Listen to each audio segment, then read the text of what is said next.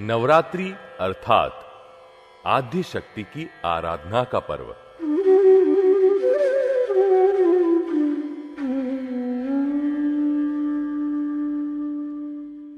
असोज माह के 9 दिन नवरात्रि के रूप में मनाए जाते हैं।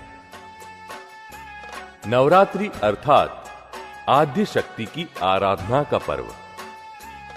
माताजी आद्य शक्ति है। माताजी की भक्ति करने से प्राकृत शक्ति उत्पन्न होती है। माताजी पूर्णतः प्रकृति का हिस्सा है। माताजी की भक्ति से प्रकृति सहज होती जाती है। प्रकृति सहज होती है तो आत्मा सहज होती ही है। आत्मा और प्रकृति दोनों में से एक सहज हो जाए तो दोनों सहज हो जाते हैं। हिंदुस्तान में माताजी के अलग अलग नाम हैं। यह एक बहुत बड़ा साइंस है। कितनी खोजबीन करने के बाद अंबा मां, लक्ष्मी देवी, सरस्वती देवी की खोज हुई होगी। और यह सब हुआ तब विज्ञान कितनी ऊंची हद तक डेवलप हुआ होगा, विकसित हुआ होगा। यह सब लुप्त हुआ तो देखो, आज माताजी के सही दर्शन करने का तरीका भी नहीं आता। अंबा मां संसार के विघ्न दूर करती है, लेकिन मुक्ति तो ज्ञान द्वारा ही मिलती है। दर्शन करना आए तो अंबा मां, बहुचर मां, कालिका मां और भद्रकाली मां, ये 4 माताएं हाजरा हुजूर है, विद्यमान है। माताजी पाप नहीं धोते, बल्कि प्राकृत शक्ति देते हैं। सभी देवियों के कुछ कायदे होते हैं, जिनका पालन करने से माताजी खुश रहते हैं। अंबाजी देवी प्रकृति की सहजता दर्शाती है। यदि सहजता टूट जाए तो अंबाजी कैसे खुश रह सकती है? बंगाल में जो दुर्गा देवी कहलाती है, वे ही यह अंबाजी माता है। वाणी के जो जो नियम हैं, उनका पालन करें तो सरस्वती देवी खुश रहती है।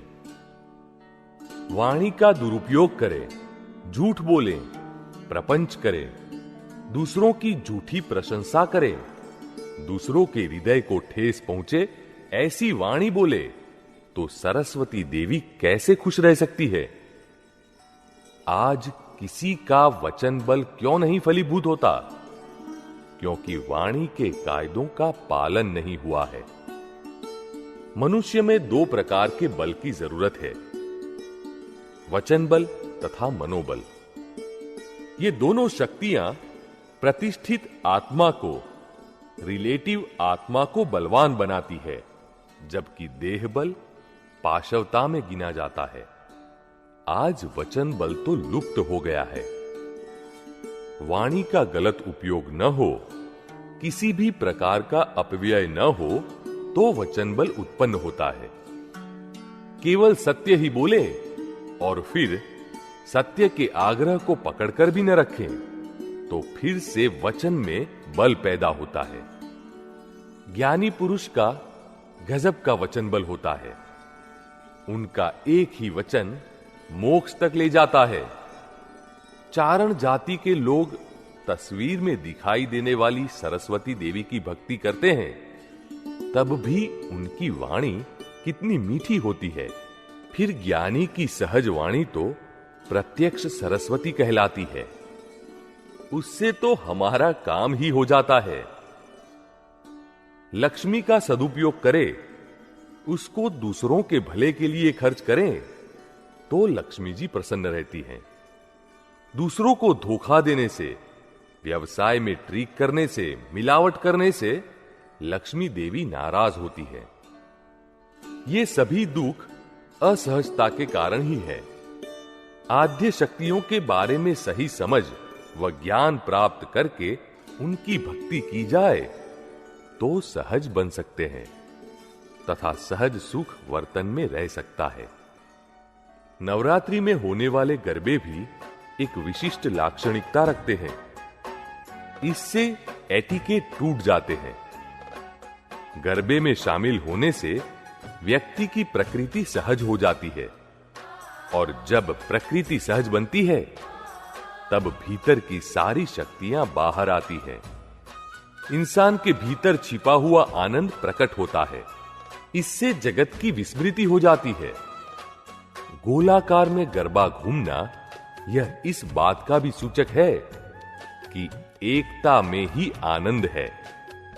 इसमें न कोई प्रथम है और न कोई अंतिम। यह अनादि अनंत जगत की झांकी प्रस्तुत करता है।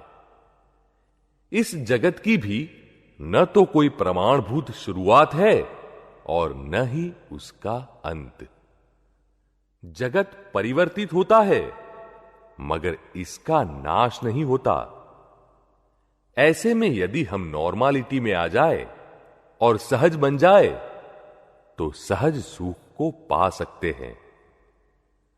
माता जी की भक्ति हमें सहजता की ओर ले जाती है।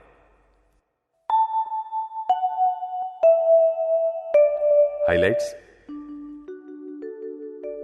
अंबा मां संसार के विघ्न दूर करती है, लेकिन मुक्ति तो ज्ञान द्वारा ही मिलती है। माता जी पाप नहीं धोते बल्कि प्राकृत शक्ति देते हैं। ये सभी दुख असहजता के कारण ही है। आद्य शक्तियों के बारे में सही समझ व ज्ञान प्राप्त करके उनकी भक्ति की जाए तो सहज बन सकते हैं तथा सहज सुख वर्तन में रह सकता है।